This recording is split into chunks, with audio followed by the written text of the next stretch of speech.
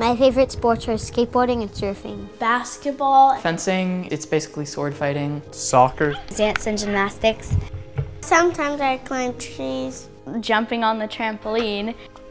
And I was going really fast. I don't think it's dangerous unless you are afraid. I'm afraid that I will get seriously hurt. I've rode my bicycle without a helmet. If you want to win, and you really have to be physical. And I had to climb through it, but I tripped over it. Welts on my body or bruises. It was shattered up into tiny pieces. Hearing ambulance outside, And then my mom rushed me to the ER.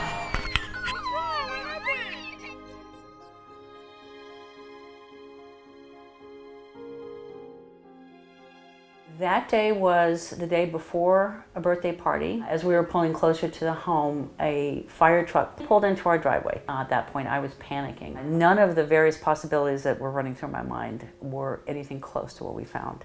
We were just, I would say, 5 minutes from our house, just going out on an evening drive, and somebody that hit Skylar's side of the car and spun us around and put us in someone's front yard. Carson Neal Davis was born January 28th, 2013, and she was a healthy little baby, full head of hair. She was the only baby who looked like me.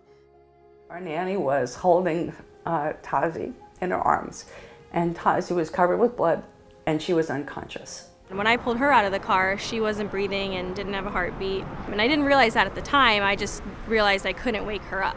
She was gonna die, or she was already dead.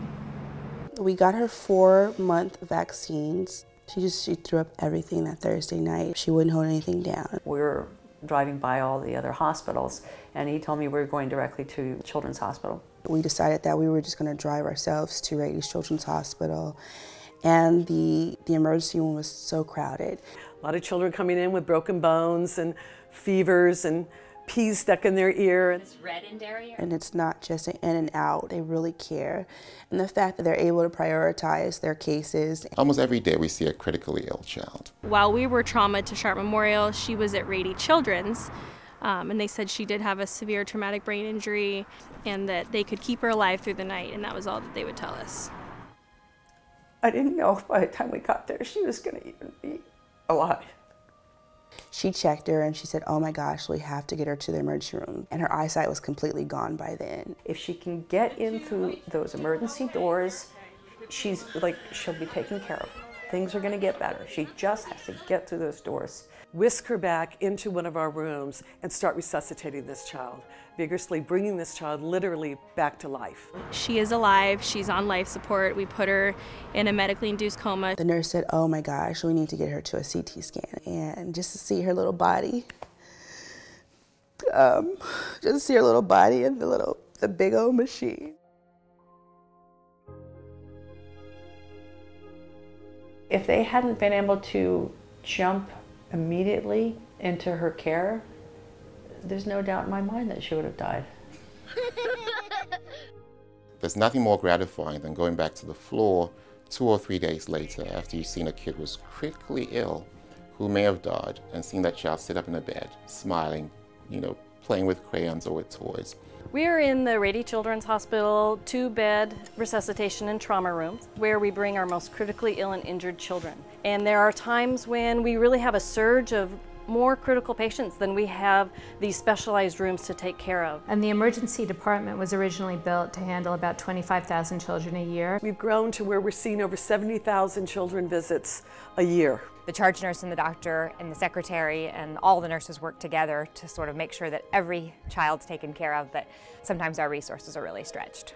So they are critically in need of our resources to help them expand, have better equipment, make sure they have the proper staffing in place. When your child comes through those doors, you want to know that the right person is there and that they're going to make sure they can find out what's wrong as fast as possible. We found a huge mass on your daughter's brain. We also found that the tumor had been cancerous and it had spread down to her spine. It took clearly very astute clinicians to make that diagnosis and to intervene very quickly. When they have the best tools and equipment, they save lives. And there's nothing better than that, nothing more of a masterpiece. The fact that she went to Rady Children's Hospital is probably the best thing that could have ever happened to her, because it's the only level 1 trauma center in San Diego that's dedicated to kids, and I wouldn't want her going anywhere else. I would say that saved her life. Even though my story technically isn't a success story, I mean, they left a really good lasting impression on me and my family for our daughter, and so I just want to give back. The thing that really defines your mission is what you fight for. And I promise you that every day we come here, we fight very hard to provide the very, very best care that every child who walks through our doors should get, because they deserve it. Together we must be prepared. Together we must be prepared. Together we must be prepared. Together we must be prepared. Together we must be prepared. Together we must be prepared. Together we have to be prepared.